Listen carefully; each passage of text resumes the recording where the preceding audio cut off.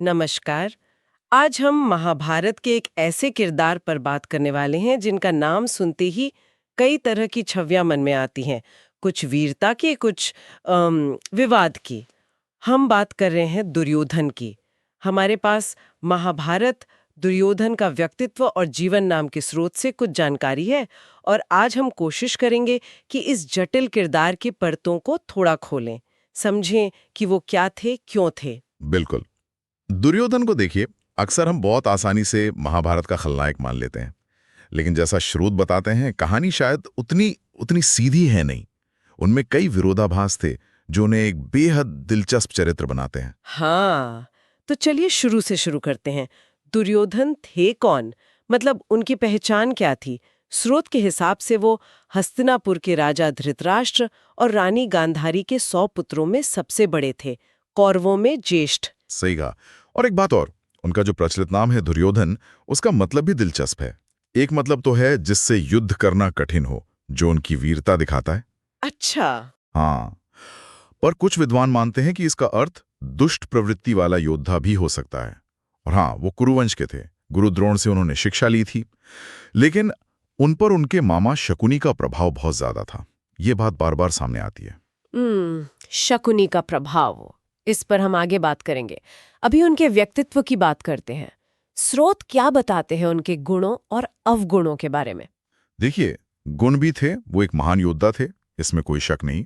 गदा युद्ध में तो कमाल की महारत हासिल थी उन्हें, और दोस्ती निभाने में भी कमाल थे, खासकर कर्ण के प्रति उनकी वफादारी। हाँ, कर्ण के लिए तो कहा जाता है कि वो कुछ भी कर सकते थे। अपने भाइयों के लिए भी उनकी वफादारी गहरी थी। बिल्कुल, ये उनका एक पहलू है, लेकिन फिर दूसरा पहलू भी उतना ही प्रबल है। स्रोत बताते हैं कि वो बेहद अहंकारी थे और ईर्ष्या, खासकर पांडवों से। उनकी ये जलन तो सबको पता है। हाँ, वो ईर्ष्या उनके कई फैसलों में दिखती भी है, और उनकी राजनीति में भी कहते हैं शकुनी का बहुत हाथ था। हाँ, मतलब उनकी चतुराई से ज्यादा शायद शकुनी की कुटिलता झलकती है कई बार। और यही विरोधाभास है।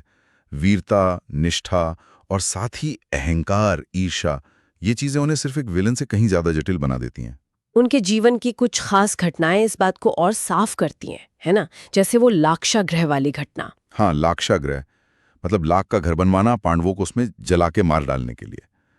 ये उनकी क्रूरता और ईर्ष्या का शायद सबसे भयानक उदाहरण है। लेकिन फिर वही दुर्योधन है जो कर्ण को, जिसे समाज सूत पुत्र कहकर अपमानित करता था, उसे अंग देश का राजा बना देते हैं, अर्जुन के बराबर सम्मान देते हैं। ये दोस्ती निभाने का एक अलग ही स्तर है। सही कहा। एक ही इंसान के अंदर इतनी नफरत और इतनी गहरी दोस्ती, ये समझना वाकई मुश्किल है। ये दिखाता है कि वो कितने जटिल थे। और फिर वो घटना जिसने शायद महाभारत के युद्ध की दिशा ही तय कर दी, द्यूत सभा। हाँ, चौसर का खेल, शकुनी के पासे और पांडवों का सब कुछ हार जाना, और सबसे दुखद, भरी सभा में द्रौपदी का अपमान।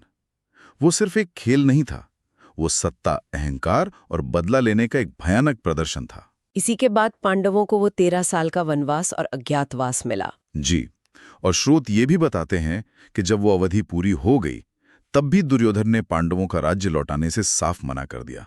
सुई की नोक बराबर जमीन भी नहीं, ये उनका हठ था, अन्याय था। हाँ, उनका वो संवाद तो बहुत मशहूर है, जब श्री कृष्ण शांतिदूत बनकर गए थे और सिर्फ 5 गांव मांगे थे पांडवों के लिए। तब दुर्योधन ने कहा था, बिना युद्ध के सुई की नोक बराबर जमीन भी नहीं दूंगा। मतलब युद्ध तो तय था। बिल्कुल, उस एक संवाद ने जैसे युद्ध का बिगुल बजा दिया। और फिर युद्ध का अंत भी हम सब जानते हैं। 18वें दिन भीम के साथ उनका गदा युद्ध।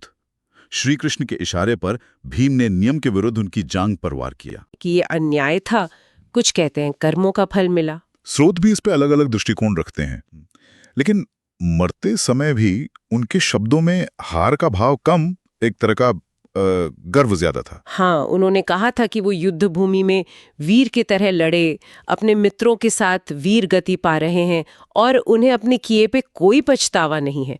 ये शब्द भी उनके चरित्र के बारे में बहुत कुछ कहते हैं। तो जैसे हमने सूत्रों के आधार पर देखा, दुर्योधन को सिर्फ एक खलनायक के फ्रेम में फिट करना मुश्किल है। उन्हें अधर्मी, अहंकारी कहा गया है, ये सच है, लेकिन साथ ही वो एक वीर योद्धा थे, अपने दोस्तों के लिए जान देने वाले, अटूट निष्ठा रखने वाले व्यक्ति भी थे। तो मतलब वो अच्छे और बुरे का एक बहुत ही जटिल मिश्रण थे, कोई एक रंग नहीं था उनके किरदार का। बिल्कुल, ये द्वंद्व ही शायद उनके चरित्र का सच है। तो कुल मिलाकर दुर्योधन महाभारत के सबसे पेचीदा पात्रों में से एक हैं, जिन पर सोचते रहने की गुंजाइश हमेशा बनी रहती है। हाँ, और अंत में एक सवाल जो श्रोत हमें सोचने पर मजबूर करते हैं, क्या दुर्योधन जन्म से ही ऐसे थे? या फिर संगति, जैसे कर्ण की दोस्ती, शकुनी की सलाह और परिस्थितियां, खासकर पांडवों से वो लगातार की प्रतिस्पर्धा, क्या इन सब ने मिलकर उन्हें वैसा बनाया जैसा हम उन्हें जानते हैं? ये एक ऐसा सवाल है जो हमें किसी भी व्यक्ति के चरित्र को समझने के लिए शायद उसकी पूरी कहानी देखने को कहता है।